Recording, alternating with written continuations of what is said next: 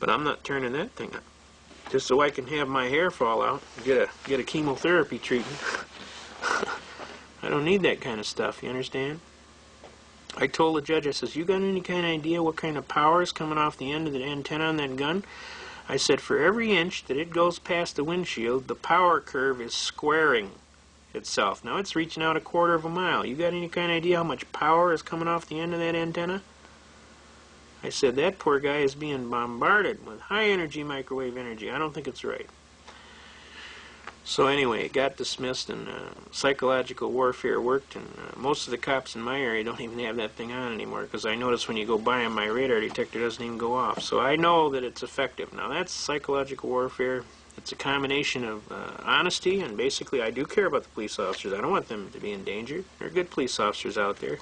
They have a right to work and have a safe job just like anybody else. Any more than I was upset with them when they dumped Agent Orange on us when we were in Vietnam. I mean, it's illogical, okay? Now, the bottom line is a lot of things are going on out here, and you have to be cognizant of what's going on.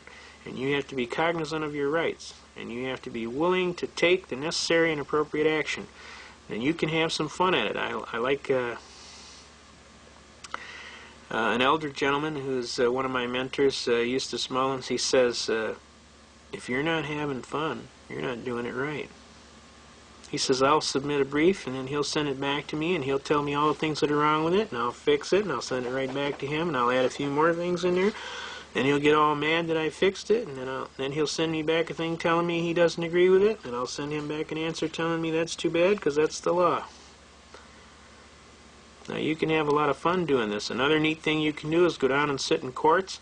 I highly recommend ladies or gentlemen that don't have anything to do for an afternoon, retirees especially, get your best gal or your best girlfriend or boyfriend, whatever it is, take 2 of you. Safety in numbers, take 2 of you. Dress in your best suit and what have you, tie or best skirt and what have you. Go down and sit in the court and take a legal pad, just 2 of you, and sit there for the day. In the left, you want to sit in the left rear side, the last pew in the left rear side. And just sit there and do not smile. They'll think you're from the Judicial Tenure Commission. You ought to see what happens. It's great. Everybody gets read their rights. Everybody gets treated like a human creature. It's absolutely uplifting. The judge will stop what he's doing and ask you, we're not here for anything serious today, are we? And I'll say, no, sir, Your Honor, I'm just casually observing. He'll go, no. Why are we here today?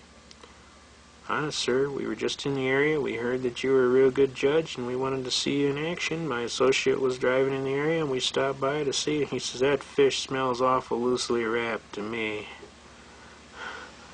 Now, you tell me why you're here right now. Honest to God, sir, we're just casually observing. Okay, all lawyers in my chambers.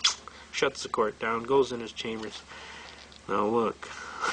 They start trying cases in the chambers, and they started trying them in the hallway, and then they were on the other side of the clerk's office at the other end of the hallway. Then they come back, and then the little gal from the prosecutor goes on. She says, what's with the Nerd Patrol? The judge gave her a look that would kill.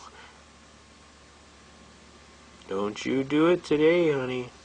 You keep that mouth zipped. These guys are from the Tenure Commission. We don't want no problems with the state. You button that hatch.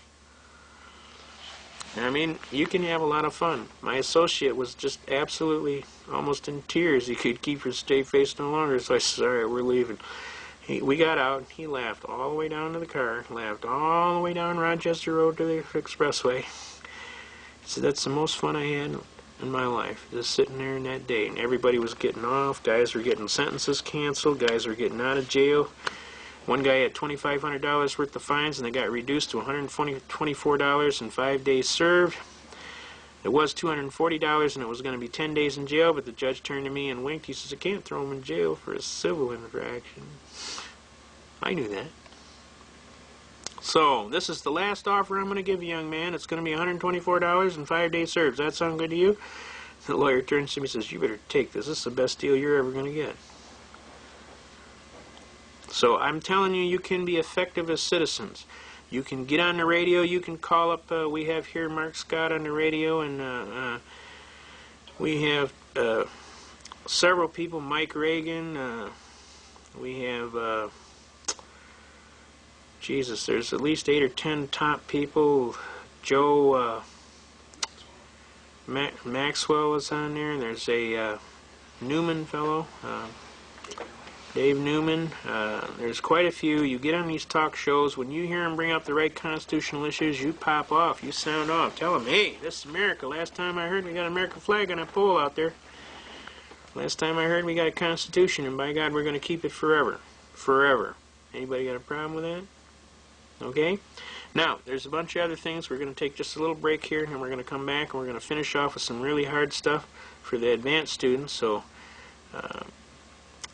come right back with us. We got some more stuff for you. Just like the old squirrel said. Be right back.